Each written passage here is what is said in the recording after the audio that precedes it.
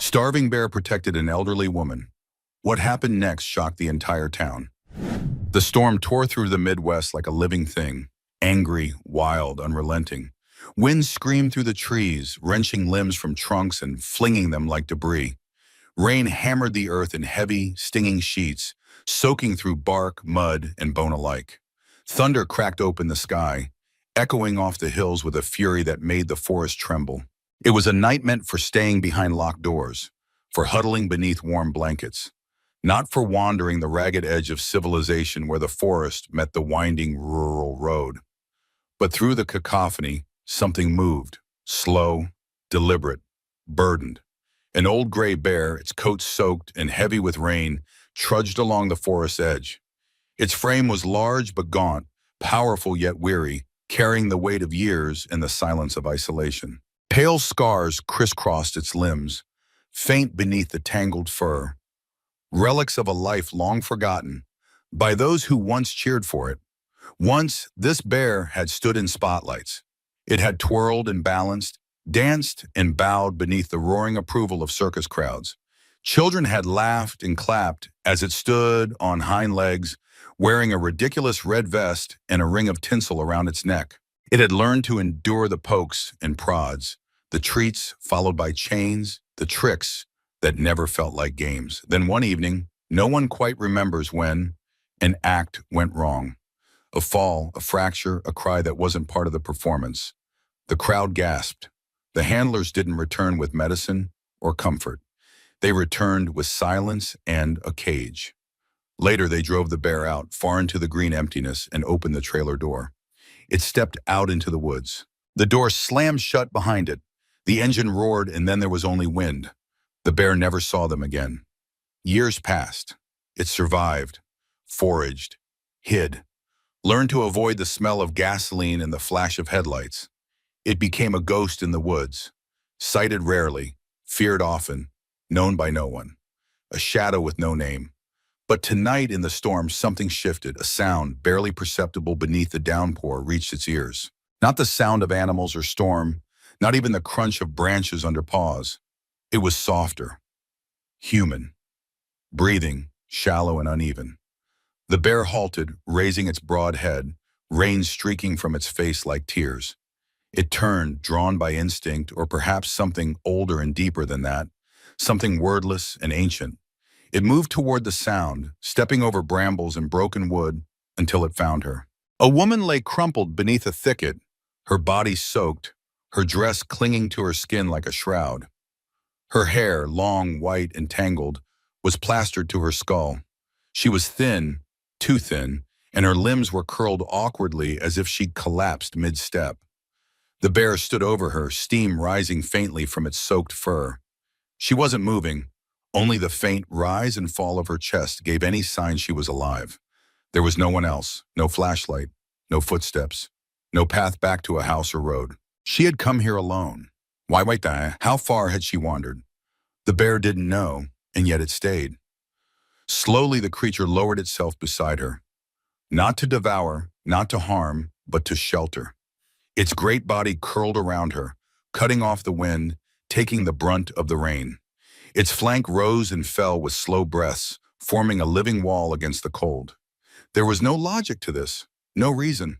But the bear had learned in the lonely years of its ixum that some things, some instincts, did not vanish with time or cruelty. The night wore on. The storm began to shift, trading fury for fatigue. Rain eased to a steady drizzle. Thunder retreated. Yet the woman's body remained cold, her breaths thinner. The bear stirred, uneasy. Something in the air, a tension, an urgency, tightened around its ribs. It stood, casting one last glance at her pale face, and turned toward the road. The narrow asphalt stretch lay slick and empty beneath the breaking clouds. One street lamp flickered in the distance. The bear stepped into the lane and roared. It was not a roar of anger, nor of dominance. It was raw and guttural, a sound not heard in this place for generations. A call, a plea. It stood unmoving, soaked to the bone, and roared again. The first car appeared minutes later. Its headlights caught the bear in full silhouette, and the driver, terrified, swerved and accelerated away. The second did the same. But the third, a white sedan, small and quiet, slowed. The young woman inside, Eliza, gripped the wheel, heart pounding. The bear didn't move. It stared at her, eyes wide but not wild. There was no growl, no charge, just stillness. And then slowly, it turned. It took a few steps toward the woods, then paused, looking back. Eliza sat frozen. Her instincts screamed at her to turn around. But her eyes stayed locked on the bears. There was something behind them, something she couldn't name. She opened the car door. The air hit her like a slap, cold and wet. "What? What do you want?" she whispered. The bear turned again, stepping deeper into the trees. Eliza followed, each step uncertain, her boots sinking into the wet earth. Branches snapped underfoot. Her breath fogged the air. Her flashlight beam trembled in her hand. Then she saw her, the old woman lying half-concealed beneath the bush, unmoving.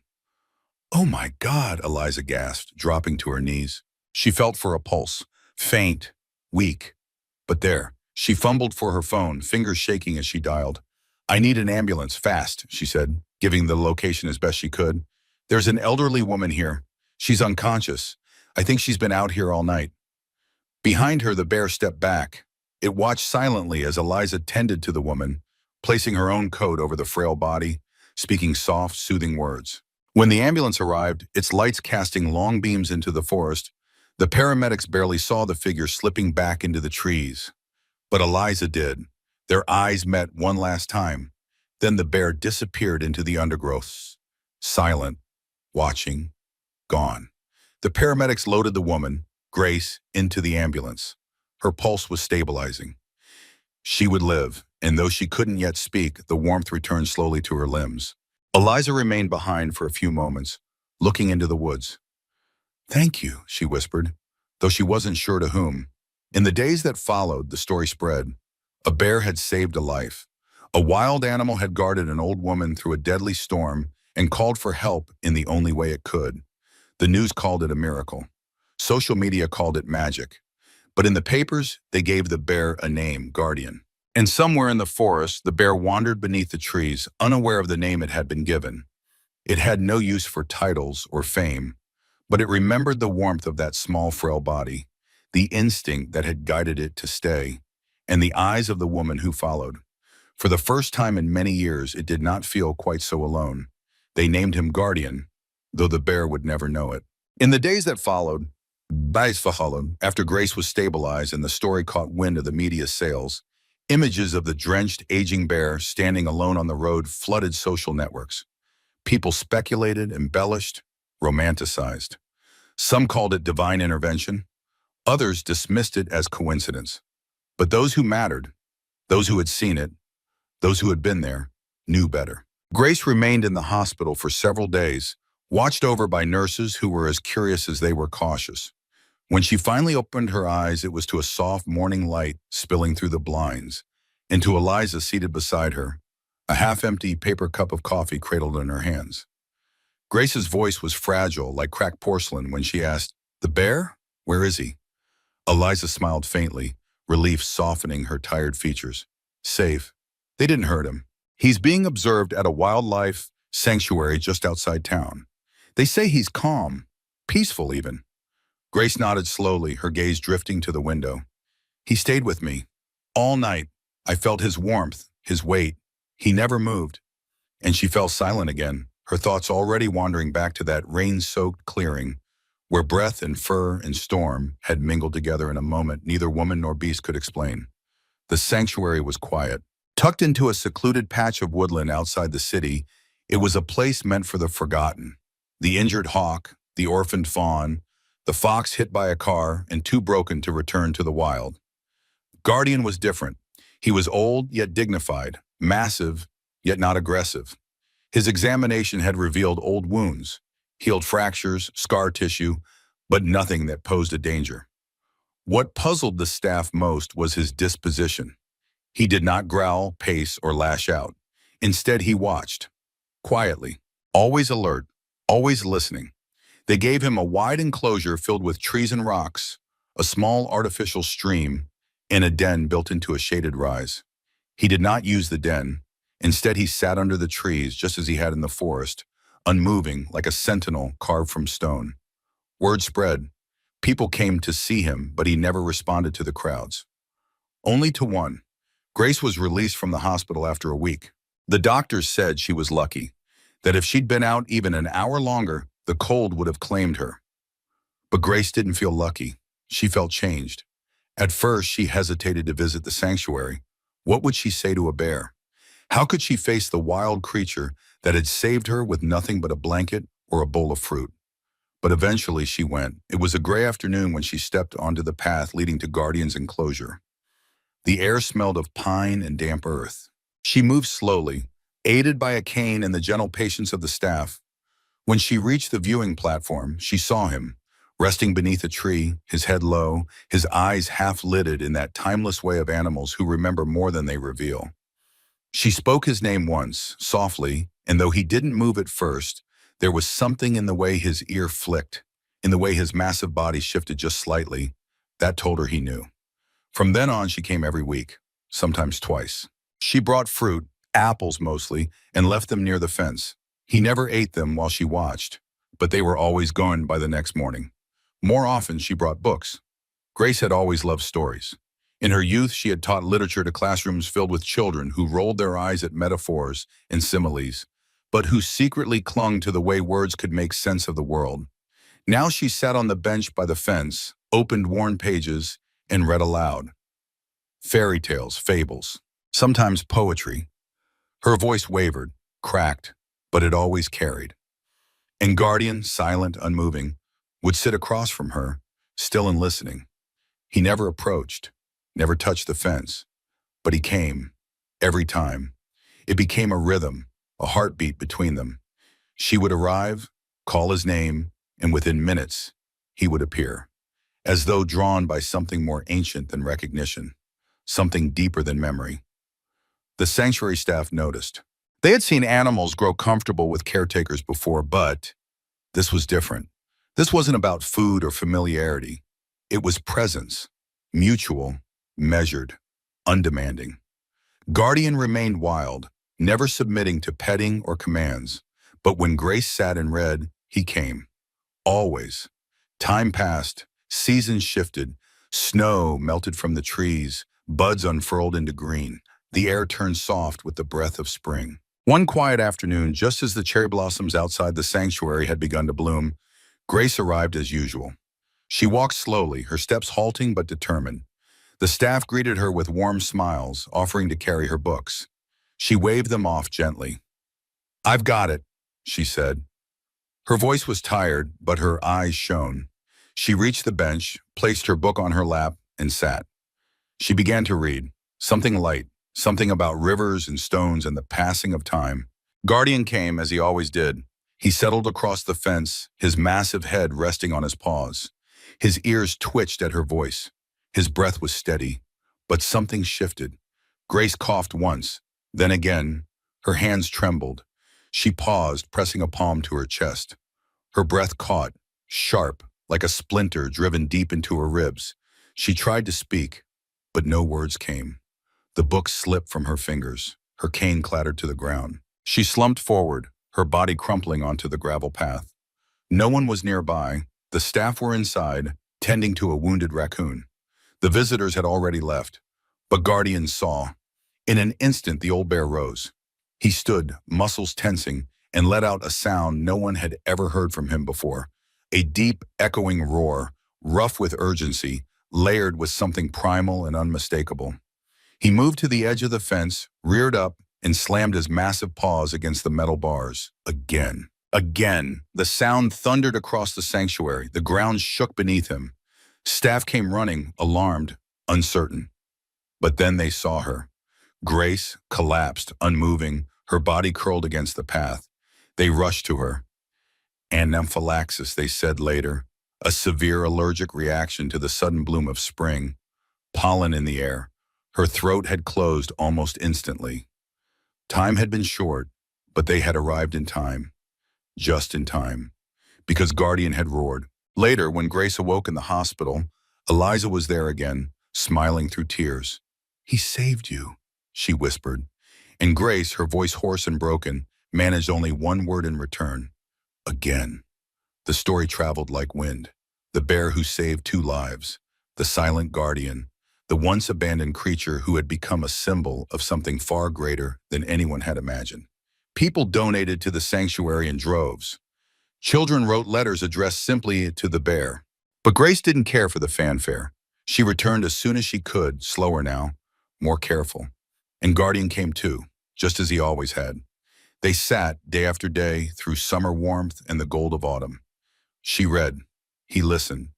No fences were needed between them. Not truly. There were no commands, no tricks, no chains, only a shared stillness. A bond written not in words, but in something quieter, something sacred. The circus had taught the bear to perform. Life had taught him to fear. But it was Grace who taught him something else. That trust need not be demanded to be earned, that some souls find each other not through force, but through quiet, instinctive grace. And so beneath the canopy of rustling leaves, the woman and the bear sat, two lives bound not by language, but by something far older. A kindness that asked nothing in return, and a memory that never faded. The days after Grace's second recovery passed with a hush that blanketed both her home and the sanctuary like early morning fog. There was a reverence in the air now, not born of fear or fascination, but of something deeper, a kind of sacred acknowledgement that not all miracles arrive with trumpets and light. Some walk on four legs and speak only with their eyes.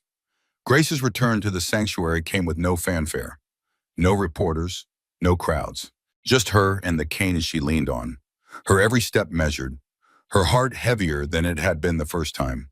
Not because of fear, but because she had been close, so close, to never returning. And she knew, with a clarity sharp as broken glass, that she had been saved once more by a creature the world still didn't quite understand. When she reached the familiar bench, she didn't read. She simply sat, her hands folded in her lap, her gaze steady on the tree line. Guardian appeared within minutes. There was no delay, no question. He moved slowly, almost ceremoniously, and sat across from her, his bulk settled like a mountain at rest. Their eyes met. In his, she saw not wildness, but presence. A conscious awareness, ancient and solid. The same presence that had shielded her from the storm, that had roared for help as her lungs closed in the dirt. And in hers, he saw no fear, only gratitude. Time, that silent sculptor, went to work on them both. Grace aged, but not in spirit. Her voice remained steady when she chose to read again. Her laugh, though rare, still had warmth in it. Her hands shook more now, and the walks to the bench took longer, but she came. Always. Guardian, too, began to show his years more plainly. His fur grayed further around the muzzle, his steps less sure. His frame, once solid like stone, now swayed gently with age. But still, he came. They met like the ticking of a clock. Steady, rhythmic, inevitable. And though no words passed between them, something was exchanged each time. A hush, a peace, a silent understanding that stretched beyond biology and logic into the sacred realm where heart speaks to heart. It was during one of these quiet afternoons, while the wind stirred the trees with the soft breath of late summer, that Grace made her decision.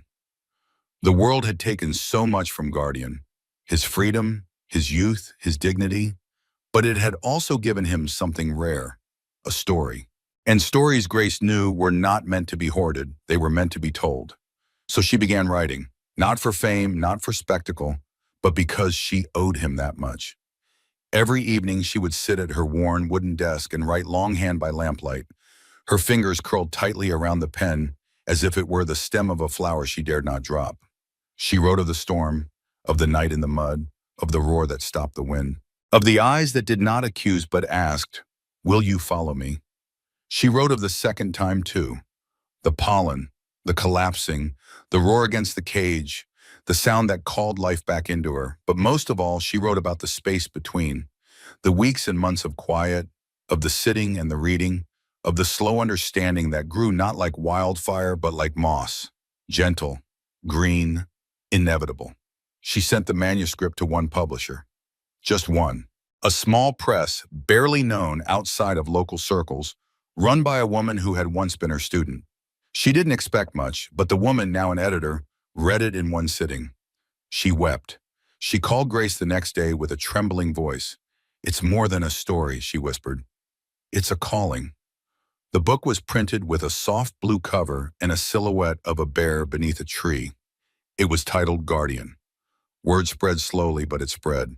It was read in schools, in libraries, in quiet bedrooms under the hush of lamps. People didn't talk about it loudly, but they handed it to each other with reverence, like a secret too good to keep. Donations to the sanctuary doubled, then tripled. Volunteers came from towns Grace had never heard of. But more than that, people began to ask questions. Not about guardians specifically, but about all animals like him. What happens to circus animals when they age out? What stories are we missing when we assume silence means savagery? What bonds are we blind to because we're taught to measure love only in the shapes we understand? With the royalties from the book, Grace founded something small but fierce. The Guardian and Friends Project, a nonprofit dedicated to protecting abandoned wildlife, supporting sanctuaries, and teaching children the emotional lives of animals, not as tools, not as pets, but as beings. Storytellers in their own right. She didn't run it, not directly. Her knees were too stiff for board meetings, her memory too weathered for paperwork. But she lent it her spirit, and more importantly, her name. The sanctuary where Guardian lived expanded its enclosures, planted new trees, and built a classroom shaded by old oaks. It bore a simple plaque that read, "Every story matters, even the ones told in silence." Through it all, Grace and Guardian continued their ritual. Every week she came. Some days she read, some days she merely sat. And he was there, always, until the day he wasn't. It was a golden afternoon, the kind where the light feels soft and the air smells faintly of earth and memory. Grace arrived at the bench, as always, her hands cradling a small book of poems. But the space beyond the fence remained still. No movement, no sound. She waited. Minutes passed, then an hour. Staff came and went, careful not to interrupt her. But when the sun dipped low and the shadows grew long, one of them gently approached. "He hasn't come out today," the young keeper said softly. "We think he's resting in the den. He's been slower this past week. Would you like us to check?" Grace looked up. Her eyes were old but clear. She smiled faintly. "No," she said, "let him be." She stayed until the stars began to peek through the canopy. Then she rose slowly and left, her cane tapping softly against the stone path. Guardian did not appear the next day either, nor the one after. On the third morning, he was found curled deep within the hollow of his den, his great body still, his breast stilled by sleep's final hush.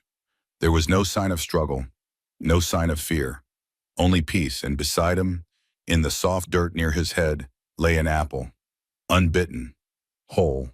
The sanctuary closed that day, not out of grief alone, but out of respect. Staff wept quietly, children sent drawings.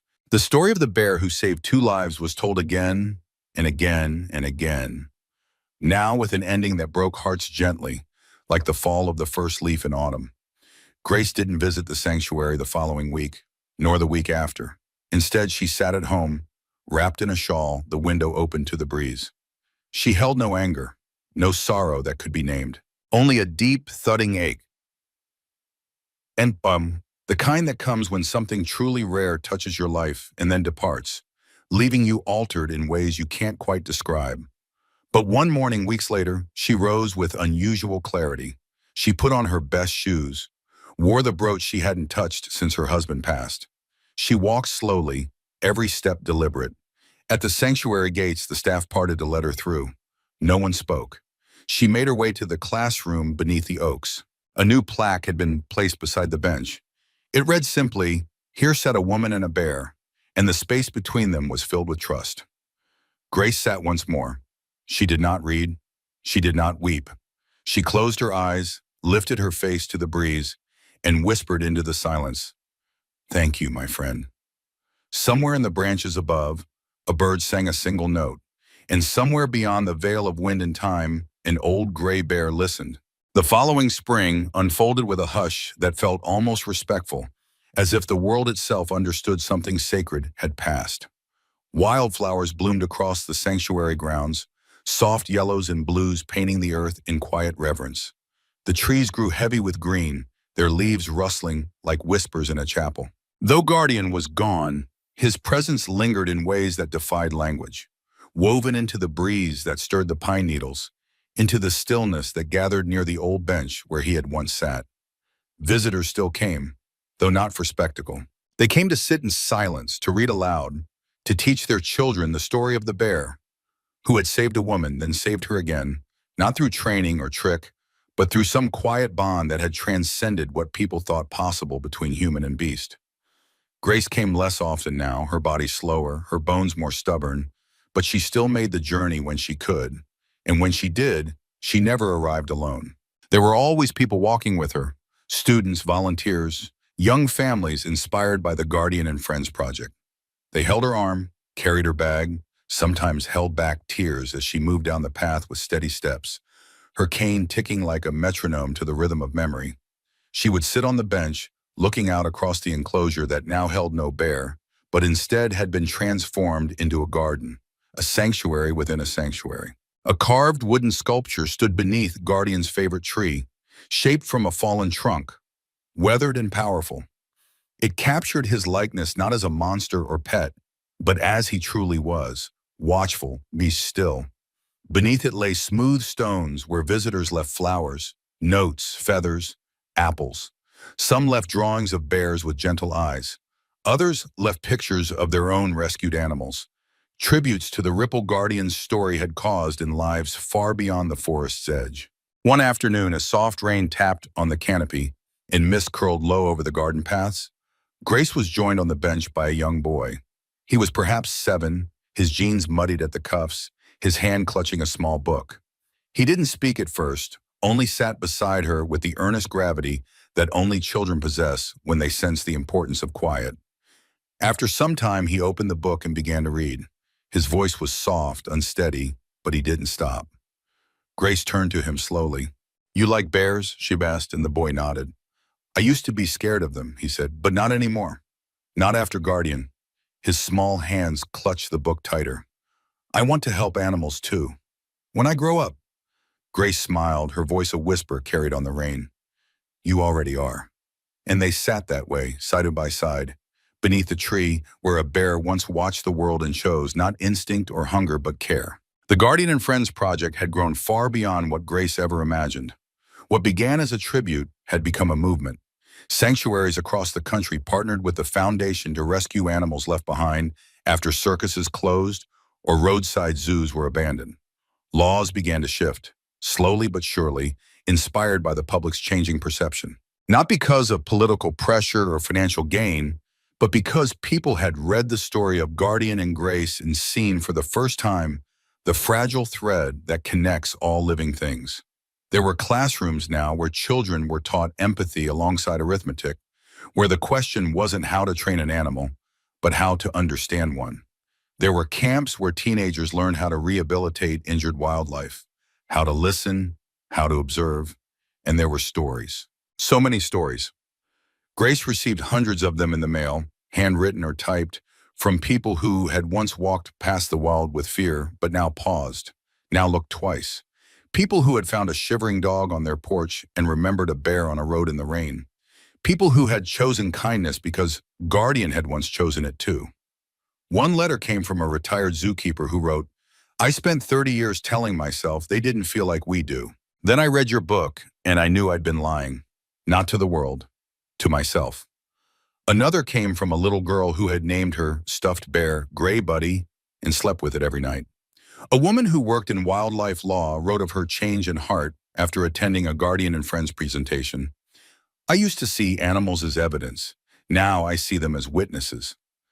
Grace read each letter, not all at once, sometimes just one a day, but she read them, and each one laid another stone on the quiet path that Guardian had built, one paw print at a time.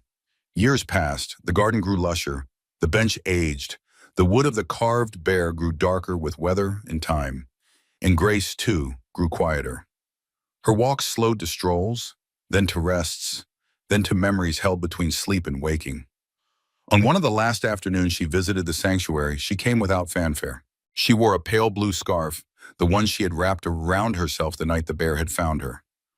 The staff watched as she moved down the path, leaning on the arm of a younger woman whose face held the same quiet determination as hers. Eliza had never stopped coming. She had taken on more of the project as the years wore on, helping manage, guiding school visits, giving talks where she always began not with science, but with story. Grace sat on the bench. The air was warm, sweet with the scent of new blossoms. She closed her eyes and tilted her face to the sun. "He was never mine," she said softly. "He was never anyone's." Eliza nodded, tears catching in her lashes. "But you were his," she whispered. Grace smiled, eyes still closed. "Maybe, for a little while." That evening she passed away in her sleep, peacefully, without pain. Her hands rested on her chest, her window open to the sound of wind through trees. The world mourned, though she would have laughed at that. There were vigils at the sanctuary. Children lit candles and held their favorite books to their chests. In schools, her story was read aloud. But in the sanctuary garden, beneath Guardian's tree, there was no ceremony. Just the birds singing softly in the leaves. Just the wind. Just the rustle of something remembered. Months later, a new bench appeared beside the first. It bore a small engraving. Not grand, not ornate. It read, "Grace and Guardian, a friendship not tamed but trusted." Visitors now came to sit between the benches. Some read, some wept, some said nothing at all. But all of them felt something in that space, as if the forest itself remembered, as if in the hush between wind and heartbeat, something ancient and gentle still waited. And sometimes when the dusk fell just right, when the shadows lengthened and the breeze shifted through the trees, children swore that they saw a shape between the branches, large, gray, unmoving, watching, waiting, not for food, not for fear, but for love. And so the story lived on, not in headlines or hashtags, but in the choices people made when they thought no one was watching, in the slow breath of patience, in the pause before judgment, in the apple left on a forest path. Guardian was never caged again, not by bars, not by memory, and Grace, though gone, walked with him still, through garden and grove, through story and silence, a woman and a bear, a storm and a roar, a bench and a bond, not carved in stone, but carried in hearts, where all true stories belong. Years slipped by like leaves in the wind, gentle at first, then faster, until seasons turned and names softened into stories. Yet in the quiet corners of the sanctuary, Grace and Guardian remained, not as flesh, but as presence, as part of the land that had held their silence, their trust, their quiet understanding. The sanctuary had long since ceased to be just a shelter for the forgotten. It had become a place of pilgrimage, a living story etched into every leaf and stone, a testament not only to the animal saved or the woman rescued, but to the space that had existed between them, unchained, unspoken, real. The twin benches under Guardian's tree were never empty for long. Children sat cross-legged before them, their voices lilting as they read aloud, mimicking the way Grace once had. Teachers brought classes to the garden, and with reverence they would say, "Here is where it happened. Here is where a bear once listened. Here is where a woman once told her story and found herself heard." But time, as it always does, pressed forward, and with time came change. New staff joined the sanctuary, younger faces with eager hearts, trained not only in biology and conservation, but in empathy, in listening. They learned the names of every rescued creature, but also the stories behind the scars. They were taught not just to medicate or feed, but to witness, to see each animal as more than survival, more than behavior. They were taught to wonder. The Guardian and Friends project expanded globally, building bridges between sanctuaries, schools, and communities. They brought wildlife therapy to veterans, story circles to orphanages, and empathy training to schools and cities where even dogs were feared.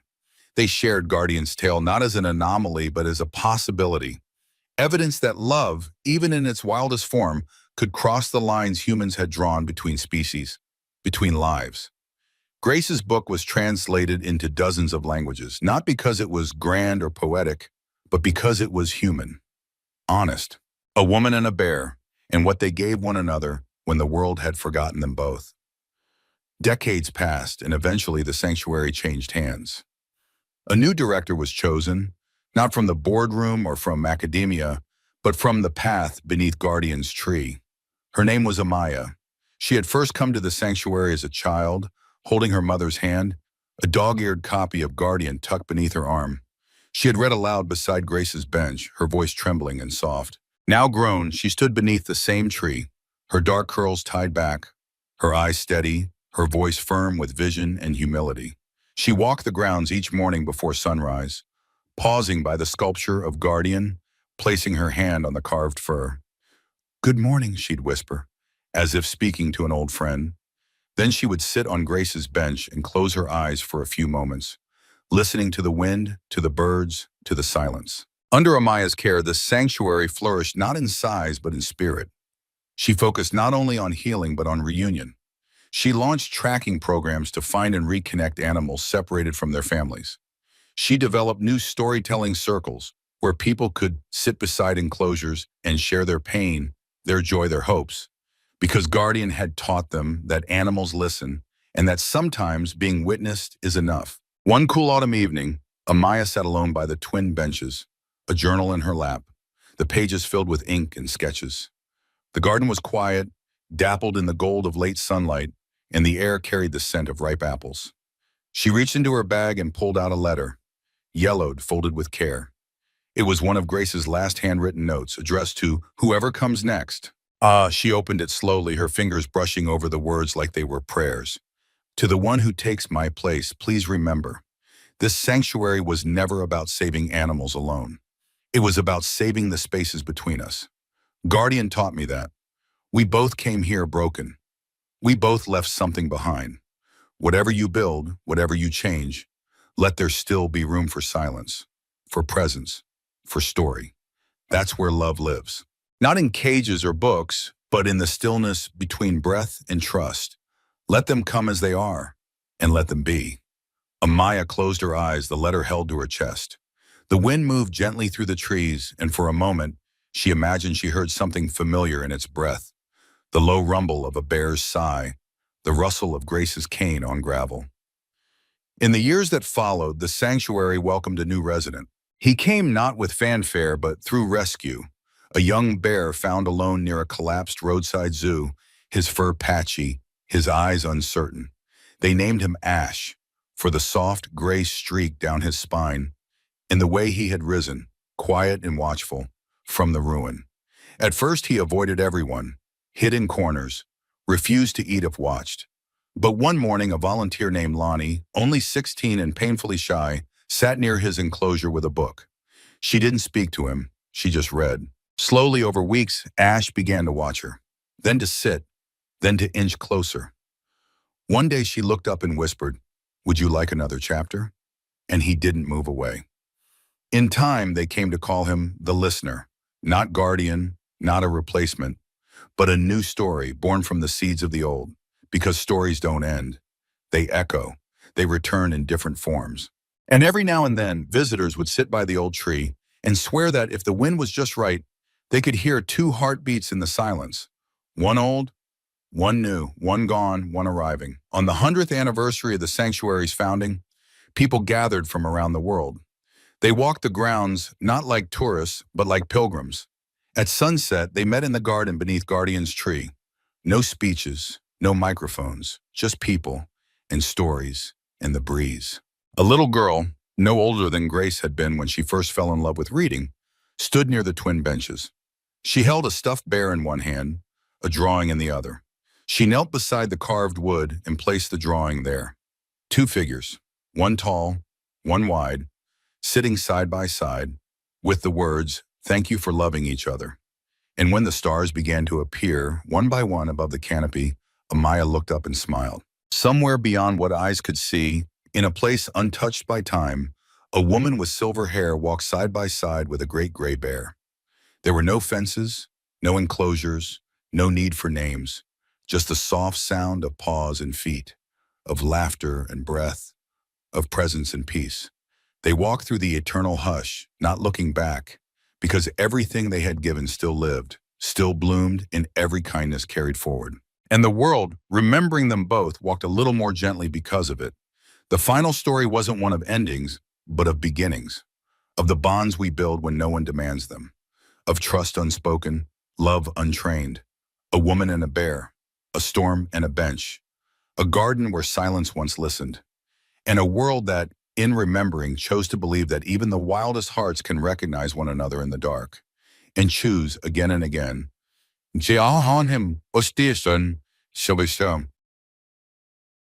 She raised a bear cub in secret.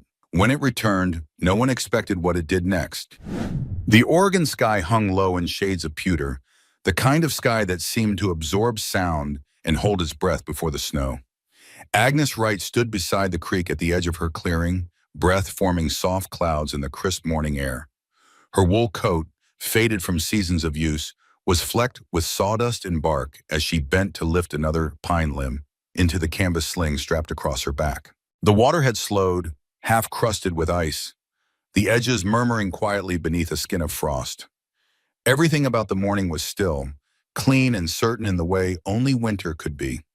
At 78, Agnes had lived through enough winters to feel their weight in her bones. 43 of those winters had passed here, in this narrow tree-wrapped valley high in the Oregon Cascades. Long before electricity had reached this far, before the paved road had crept close enough to call it accessible. This cabin, hand-hewn logs, moss-choked shingles, windows warped by decades of sun and snow, had become both shelter and shrine, a place built by two pairs of hands, though now only hers remained. She was not lonely. Solitude to her was not a void but a fullness, a rhythm of quiet tasks in the companionship of trees, memory, and wild things. She had taught high school biology once in a life thick with books and blackboards and bright teenage questions. Then came Harold, soft-spoken and steady, a fellow teacher with hands made for carving wood and catching trout. They had come here after retirement, planning for 10 years of quiet. She had outlived him by 23. It was the smoke that broke the pattern that morning. Just a thread at first, a pale column rising where it shouldn't be, beyond the bend in the creek, beyond her property's edge. Agnes straightened slowly, narrowing her eyes. Fires didn't belong out here, not in this season. She followed it without hurry, but with a certain steadiness, her boots crunching over the frost-hardened ground, stick in hand more for balance than protection. The trees thickened as she left the clearing. The scent hit her before she saw the source. Wood smoke, yes, but layered with something sharper. Char and something spoiled. The fire had been small, hastily built between a ring of river stones, long since gone out. Around it were the remnants of someone's passing, an empty tin of beans, a shredded backpack strap, blackened foil. But it was the shape just beyond the fire ring that pulled the breath from her. A small crumpled form, fur black as coal, tinged with ash. For a brief, irrational second, she thought it was a bomb. Then the details clicked into place. Ears rounded, not pointed, muzzle shorter. The unmistakable shape of a bear cub, barely larger than a terrier, lying in a twisted, unnatural sprawl. Its breathing was shallow. One back leg was charred and swollen, the fur gone in patches, skin cracked and weeping. Ash clung to its side like old snow. No blood, no mother, no tracks but its own and the trampled circle near the fire. Agnes lowered herself to one knee beside it, her breath catching in her throat. There was no sign of whatever careless or cruel presence had started that fire and left it behind. She knew instinctively what the right thing was supposed to be. Call fish and wildlife. Let the state deal with it. But she also knew what that meant. Traps, sedation, and stress this small body couldn't survive. And in truth, there was something else. A deeper, quieter voice inside her that had long since stopped asking permission. So instead, she took off her coat, spread it gently beside the cub, and began the slow work of wrapping it into the fabric. The cub stirred only once, a low, pained whimper, more vibration than sound. Easy now, she murmured, not expecting it to understand but feeling it mattered anyway. We'll try. The path home felt longer with his weight in her arms. She kept to the trees, away from where neighbors might see. Not that many remained up here full time. Her back ached by the time the cabin came into view, its chimney trailing lazy smoke into the still air. She bypassed the front door and headed for the shed. The old goat shelter, disused for years but still dry, lined with straw and shaded from the wind. There, on a thick woolen blanket folded over old hay, she laid the cub down. He did not resist, did not move at all for hours. She named him Cole. It was a quiet naming, more for her than for him, done while mixing warm milk with honey and crushed calendula, stirring it in the iron pot over the wood stove. His eyes remained half-lidded, barely tracking her movements. She fed him with a spoon and later, a tiny dropper she'd once used on an injured raven. He took the nourishment slowly. She treated his burns with salve made from comfrey and pine sap, wrapping his leg in linen bandages soaked in willow bark tincture. Each touch was deliberate, efficient. No stroking, no petting. He was not a he was not her chagrin. She told herself that often. Weeks passed, then months. Outside, the snow deepened, then softened into spring.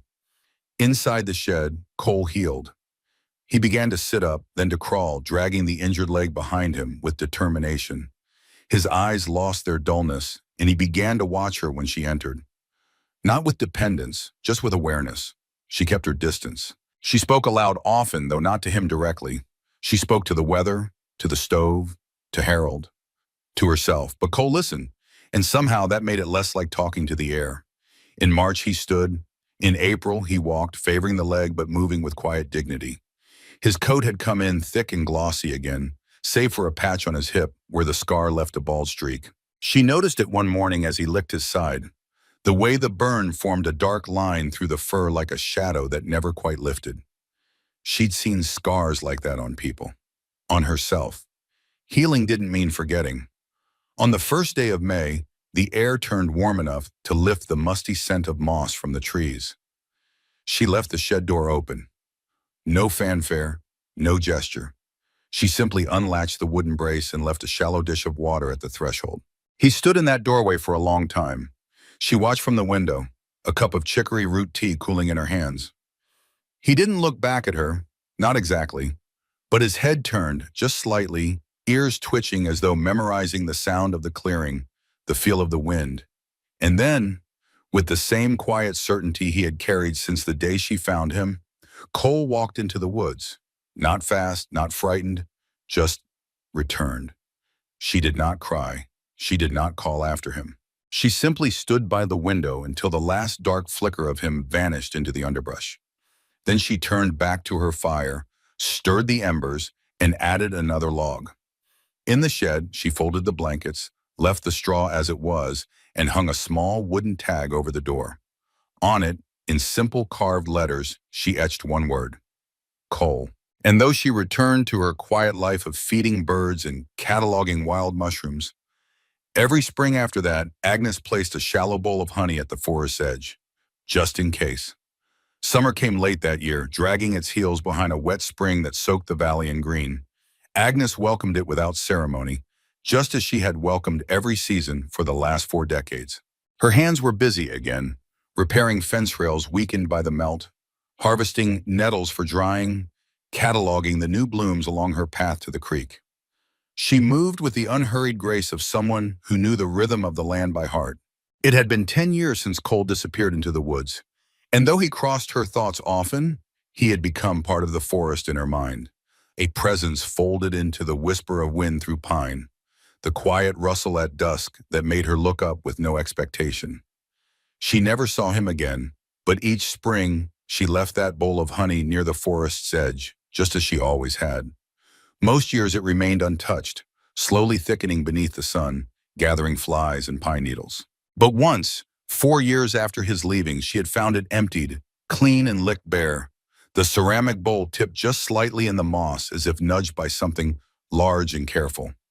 She hadn't spoken of it aloud, not even to herself. Just refilled it the next spring and left it there.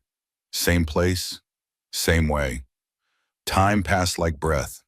The valley quieted further. Fewer neighbors remained. Some left for town, others for the next world. She marked their absences with simple nods to memory, lighting a candle or placing a stone at the bend in the trail where they'd once waved.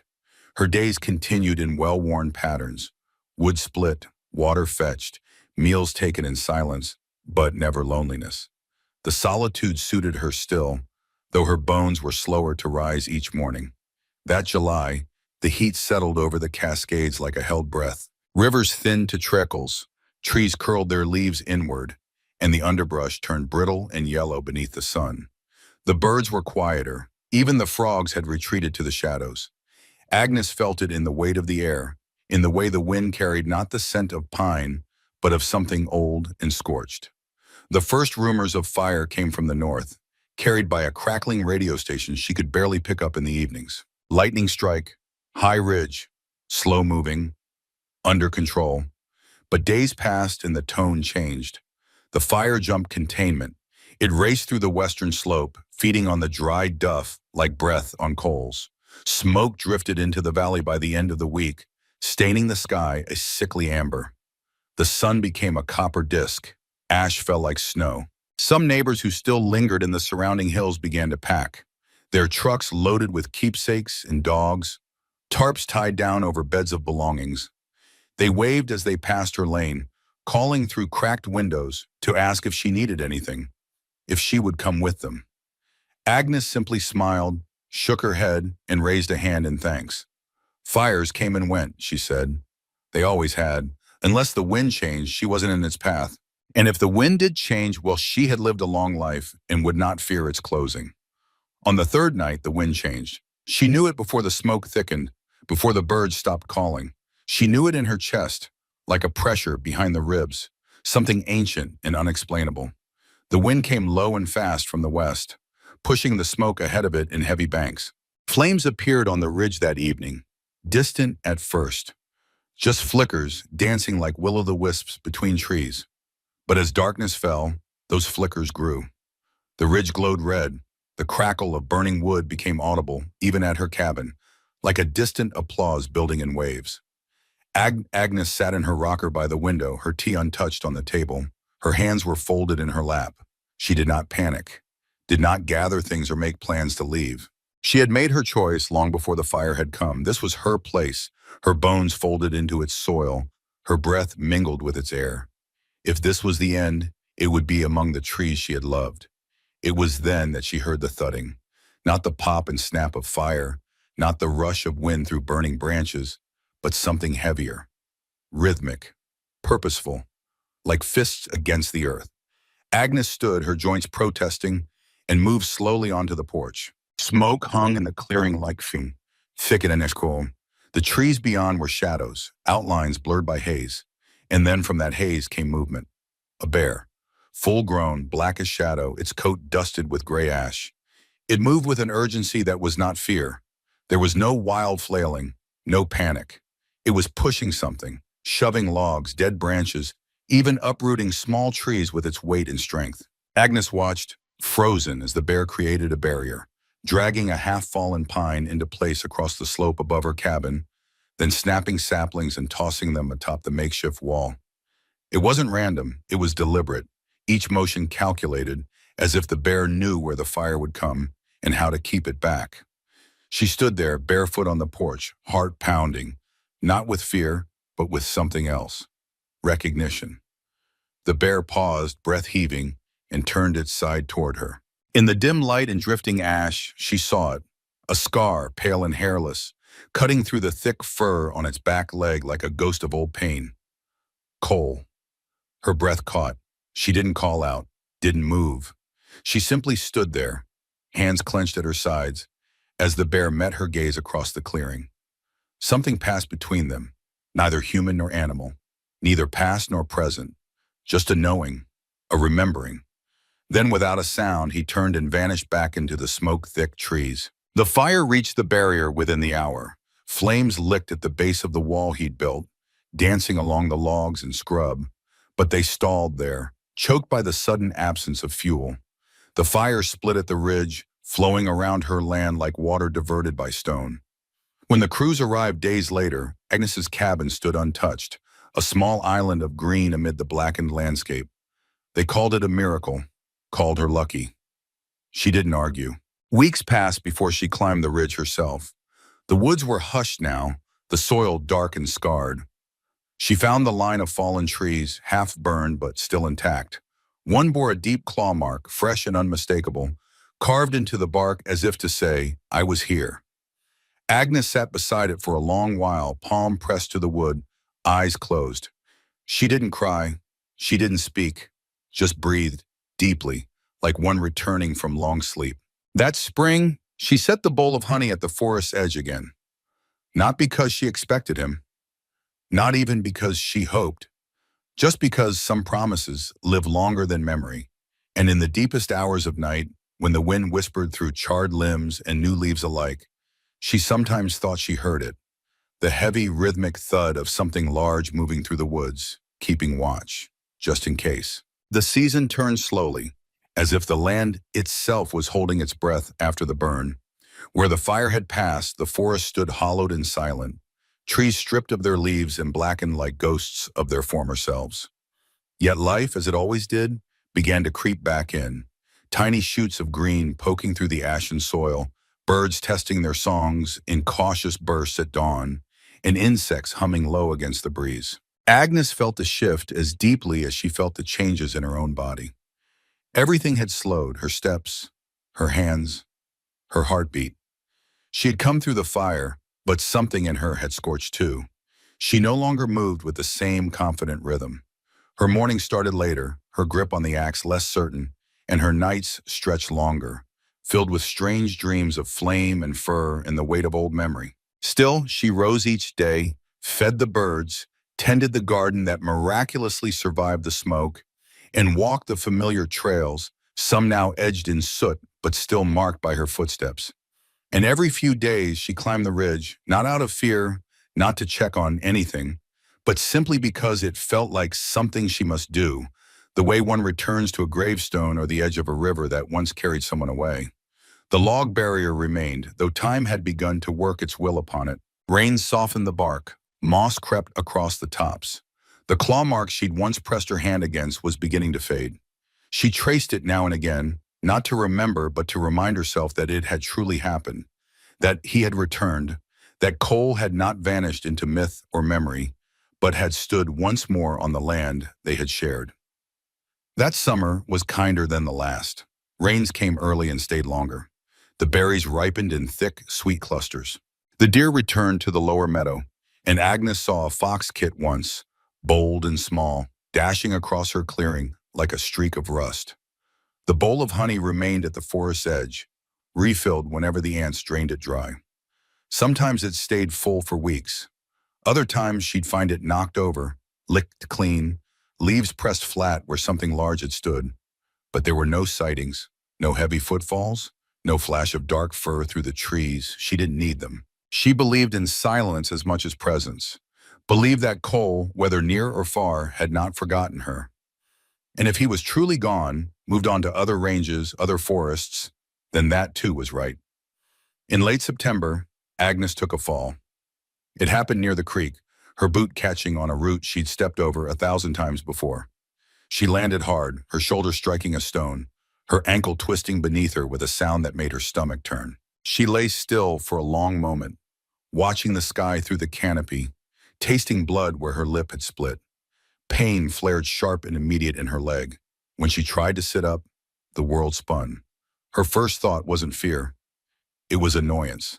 At herself, at her body, at the foolishness of not bringing her walking stick that morning. But as the minutes dragged and the pain deepened, reality settled like a stone in her chest. She wouldn't be walking back. Not today. Maybe not tomorrow. The cabin was a half-mile away, uphill and uneven. She had no phone, no neighbors within shouting distance. Her only choice was to wait, to breathe, and to hope that someone or something would find her. The day wore on. The light shifted. Shadows stretched across the water, dappling her with gold and green. A hawk circled above once, silent and watchful. Time blurred. She drifted in and out of sleep, dreams and waking thoughts mingling until she wasn't sure if she was remembering or imagining the rustle of leaves nearby. It was late afternoon when she heard it, a low sound, rhythmic and familiar, like distant thunder moving through trees. She opened her eyes slowly, blinking against the light. At first, she saw only shapes, trunks and branches, in the weaving play of wind. Then a shadow moved against the deeper shadows, something massive and slow and sure. Her breath caught. The figure stepped into view, black-furred, broad-shouldered, with a gait that was unmistakably his. Cole. He was older now, heavier through the flanks, his face bearing the pale streaks of age around the muzzle. But his eyes were the same, dark, steady, full of something more than instinct. He came forward slowly, not with fear or curiosity, but with purpose. When he reached her, he paused, head tilting as if to take her in. She didn't speak. She couldn't. Tears welled in her eyes unbidden. Her throat closed with the weight of relief and wonder. Cole lowered his head, sniffed near her shoulder, then moved to her legs. He nudged her gently, once, then again. She didn't move. Her pain was too sharp. But he seemed to understand. Cole disappeared briefly into the underbrush. When he returned, he carried something in his mouth, a long, half-rotted branch, thick and straight. He dropped it beside her and waited. When she made no move, he sat down, just beyond arm's reach, watching. Minutes passed. Then slowly she reached out, gritting her teeth against the pain, and grasped the branch. Cole stood. She moved to sit up, leaning heavily on the branch, and he stepped closer, letting his body brush against hers. Solid, warm, grounding. With effort, she shifted upright. Then, using the branch and his side as brace, she began the slow, agonizing crawl back toward home. It took hours. The sun dipped low behind the trees. Darkness crept in. Cole stayed at her side, sometimes leading, sometimes trailing, always within reach. When she faltered, he stopped. When she wept from the pain, he waited. And when the cabin finally came into sight, its windows glowing faintly with the last rays of dusk, she felt her legs give out in gratitude. Cole remained just outside the tree line, watching as she dragged herself the final feet to the porch. She turned back once, her breath catching in her throat. "Thank you," she whispered. The words thin and broken, but full of all she couldn't say. Cole stood still, then dipped his head once, almost like a nod, before turning and vanishing into the dark. Inside, she lit the fire, bandaged her ankle, and drank water until her hands stopped shaking. Then she sat at the window, wrapped in quilts, eyes fixed on the woods beyond. She did not see him again that night, or the next. But she no longer feared she would not. Cole had returned, not out of accident or instinct, but because something older and stronger than either had called him back. From that day forward, she kept a new bowl beside the honey, a deep dish of water placed beside the trail that led down to the creek. Just in case, though. And sometimes, just before dawn, she would wake to the faint creak of the porch boards, the soft exhale of breath against the window glass, and know, without rising, that she was not alone. Bears remained unseen, but Agnes never forgot to leave the offering. It had become part of her rhythm now, as natural as boiling water for tea or tying her boots before heading out at first light. She didn't expect him to return again, not after the fire. That one act, that single moment of salvation, had felt like the closing of a circle, the fulfillment of something unspoken between them. Yet she continued the ritual all the same, perhaps out of gratitude, perhaps out of habit, or perhaps because love, in its oldest form, is a quiet repetition of care. By mid-autumn, the forest had shed its layers of heat and color, dressing itself in mist and shadow. The mornings turned cold. Her breath began to fog in the early hours as she stepped out to check the traps she set for fallen branches and cleared debris from the trails. The trees creaked differently now, some dead, some still dying, hollowed out by fire from within and standing only by will or accident. One morning she found a deer lying at the edge of the scorched pine ring. Young, a buck, still small in the antlers. No wounds, no sign of struggle. He'd simply lain down and never risen again. She crouched beside him, laying her hand gently against his shoulder, the fur still warm. "The land remembers," she whispered. "But forgetting is a kind of mercy, too."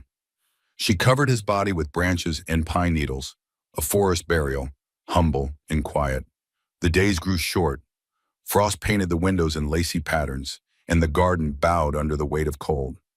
Agnes moved through the cabin in thicker layers now, shawls over sweaters, wool socks on every chair back, drying beside the fire. She spoke aloud more often, to herself, to Harold's photograph on the mantel, to the wind.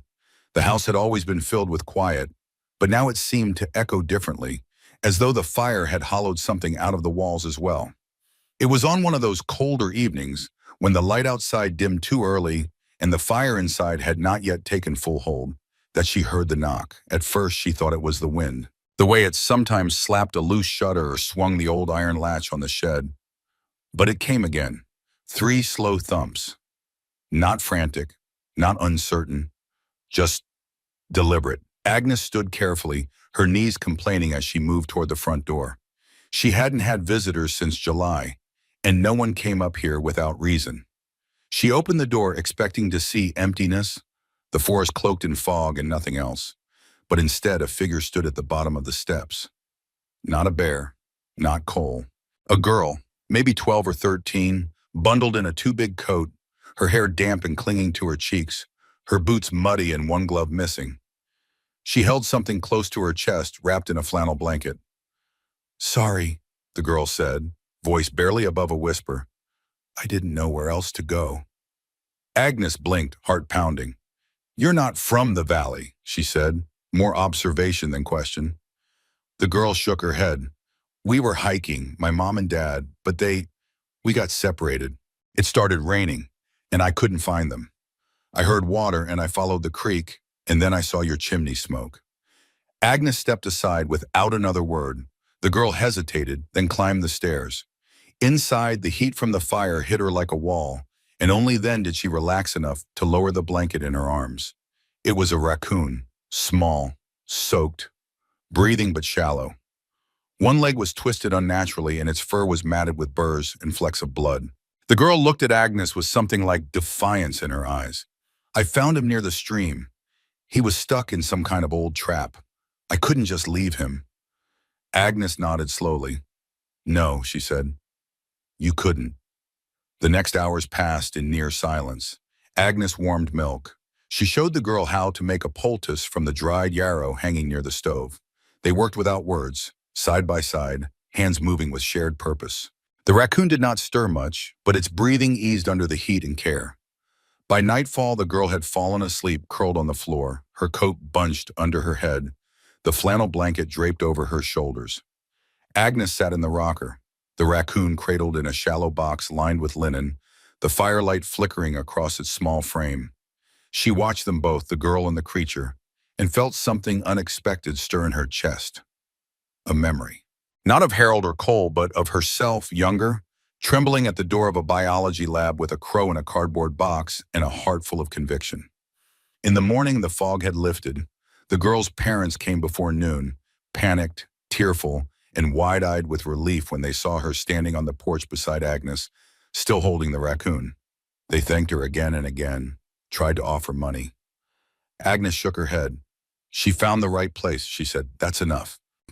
Before they left, the girl turned and handed Agnes something. Her glove, the missing one, now dry. "For the raccoon," she said, "so he doesn't feel alone." Agnes smiled for the first time in days, a soft thing that creased her face like sun through clouds. She watched them disappear down the trail, then returned to the cabin, placing the tiny glove beside the raccoon's box. "You've got a visitor," she told him, "just like I did."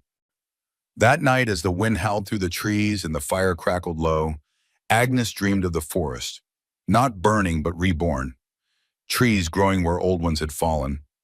Cole standing at the edge of the clearing, not alone but with a younger bear beside him. And further in the dream, a girl's laughter, echoing like a bell across the ridge. She awoke with tears on her cheeks, though she wasn't sure why. Perhaps it was joy, or the ache of something soft returning to her. The raccoon stirred beside her, lifting its head for the first time. Agnes reached out and brushed a finger lightly across its fur. "You'll be all right," she whispered. "You've still got miles to go." Outside, snow had begun to fall, soft and silent, cloaking the blackened limbs in white. The land was healing, slowly. So was she, and for the first time since the fire, she believed that spring would come again. Not just to the forest, but to her. The snow fell for days that winter, soft and relentless, a slow white hush that buried everything it touched. The forest grew still beneath it, trees bowed under the weight of silence, and the trails Agnes once walked disappeared beneath drifts that reached her knees. Inside the cabin, the warmth from the fire worked hard to keep the cold at bay. She'd prepared well, cords of wood stacked high beneath the shed roof, jars of dried herbs and beans lining the shelves, every quilt in the house folded and stacked in easy reach. But this winter was different. Her body was slower, the ache in her hip constant, and the raccoon, though healing, needed more care than she expected. She called him Flint, for the quick spark in his eyes when he finally found the strength to stand. He followed her around the cabin now, dragging his splinted leg behind him but managing just fine. He was not Cole, and she never confused the two, but his presence filled a space that had been too quiet for too long. She talked to him as she moved about her chores, pausing now and then to scratch behind his ear or hand him a bit of carrot from the stew pot. And sometimes when she sat in the rocker, wrapped in shawls, she'd look over and find him watching her the way Cole once did, with a kind of curious stillness that felt like companionship, not dependency. Days passed slowly. The sky stayed gray. The world felt like a dream held in frost. Agnes wrote in her journal more often, her handwriting cramped but steady. She recorded the temperature, the shifts in wind, the behavior of birds, what few still came to peck at the seeds she left on the windowsill. But she also began writing other things, memories, moments. The story of the fire, of Cole, of how he'd returned when she needed him most. And the girl, too, the one who'd knocked on her door with mud on her boots and a heart full of instinct. Agnes didn't know why she wrote it all down, only that she felt compelled to, as if the story itself had grown heavier with time and needed somewhere to rest. By late February, the snow began to melt, not all at once but slowly, as though the land was waking from a long dream and needed time to stretch. Icicles dripped from the eaves. The creek, long silent beneath its crust of ice, began to murmur again. Agnes could feel the change in her bones. She bundled herself in her thickest coat and walked the clearing, Flint waddling behind her. Where the forest once stood scorched and silent, now faint hints of green poked through the ash.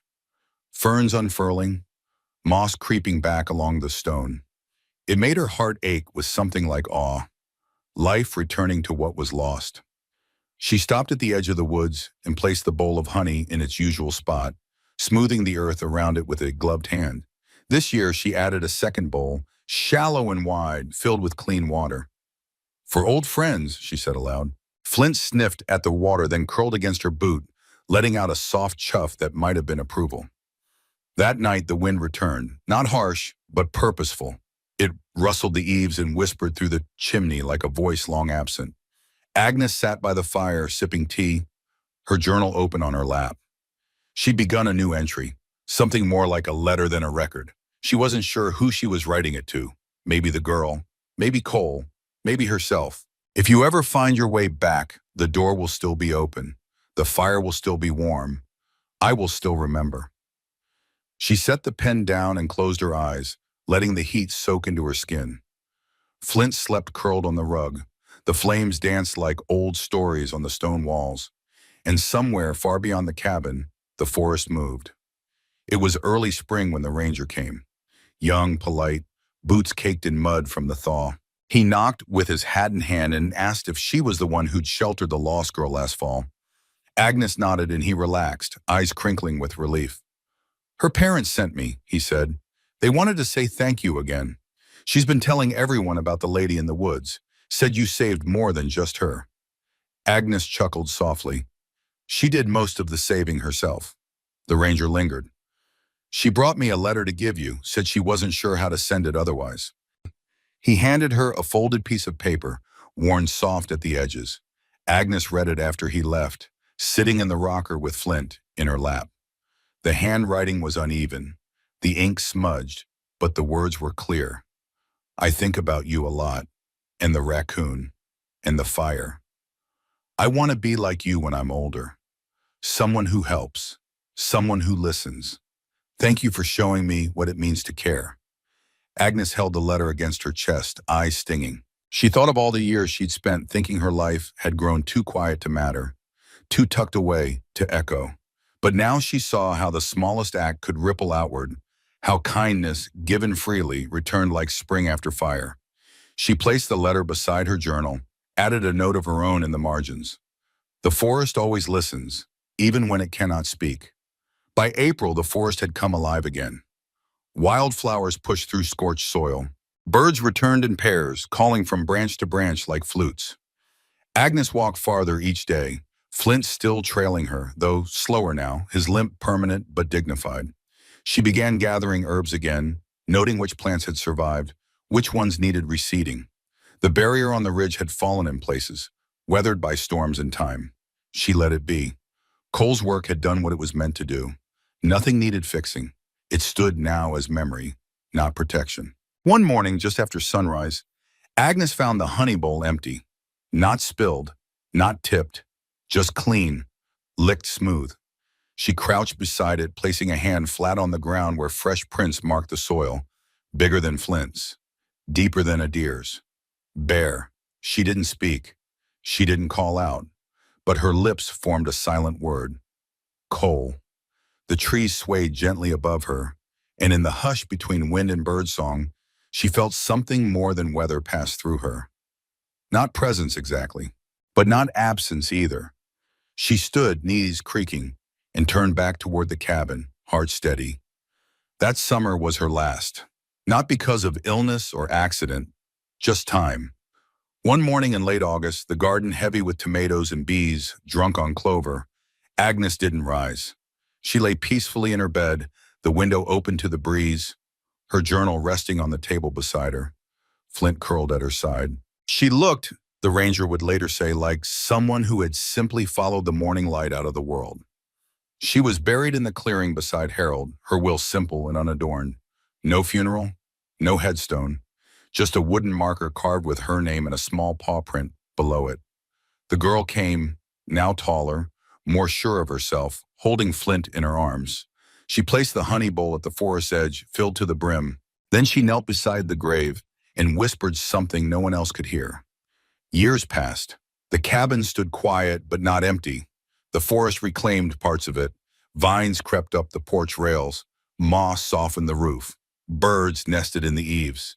And every spring the honey bowl appeared, sometimes full, sometimes missing, but always returned. The forest remembered her. So did Cole. And in the quiet, where once a woman had lived among trees and memory, there remained a presence. A kind of warmth. A kind of watchfulness. The echo of a promise that had never been broken. Just in case. Always. Just in case.